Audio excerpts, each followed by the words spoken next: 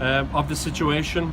I would like the process to get underway, acknowledging the fact that it's not something that can be done within a very short period of time, but having spoken to the policing authority, having regard to the statutory position, I'm pleased that the process is underway. Minister, do we need a new echelon rather than a single replacement? Well, I want to acknowledge the extent of difficulties within the Garda Síochána. It has been a very difficult time.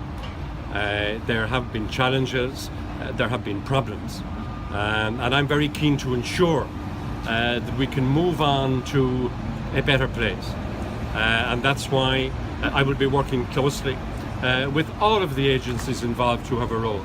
And I want to refer specifically and particularly to the Commission on the future of policing under the chair of Kathleen O'Toole. I have had the opportunity in the past few weeks meeting with that body.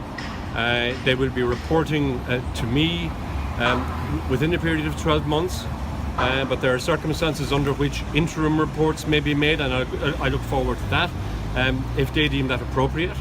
I want to acknowledge the programme of reform that's already underway.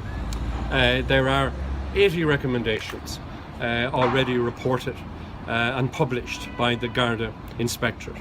I want to acknowledge the work that former Commissioner Noirin O'Sullivan has done on the modernisation of the Garda Síochána, of the recommendations in the Garda Inspectorate report, of which there are 80 in all. So there is a job of work to be done. Some of these recommendations are already in the course of being implemented, and I would hope that we could move speedily towards the implementation of all of these recommendations. And I'm also conscious of the good work that the Garda Síochána has done in recent times, with particular reference to gangland, organised crime. I will be speaking to my colleague, Minister for Finance, in advance of the budget, and we are anxious to ensure that the commitments given in the programme for government on the matter of recruitment and the new Garda Síochána are met. And I will ensure that that's the case. The international expert is probably the best person to take over now, someone who has international expertise. Would you prefer to see someone coming from inside the ranks of the force? No, I discussed this matter this morning with the chair of the policing authority. They are an independent body. They have obligations under law, responsibilities. They will meet over the course of the next few weeks and they will consider that.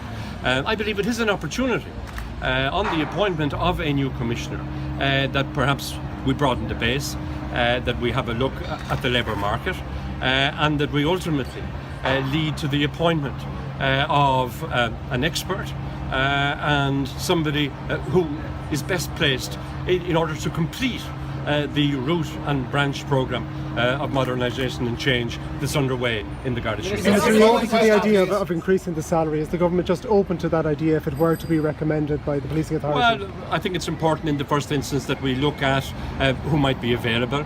Obviously the process is just commencing. The policing authority will be discussing the issue with the PAS. So there is considerable distance to run in this issue, but I'm very pleased that this morning the process of recruiting a new commissioner is already underway. Minister, an international person having an input into national security matters. If the government or the policing authority is to go international, will that be a difficulty, and will you amend the role? No, I'm pleased that over the course of the next few weeks, that the police authority will use its powers in order to advertise for the job with a view towards recruiting what, in their opinion, will be the best candidate available. That may involve an international selection process, it may not.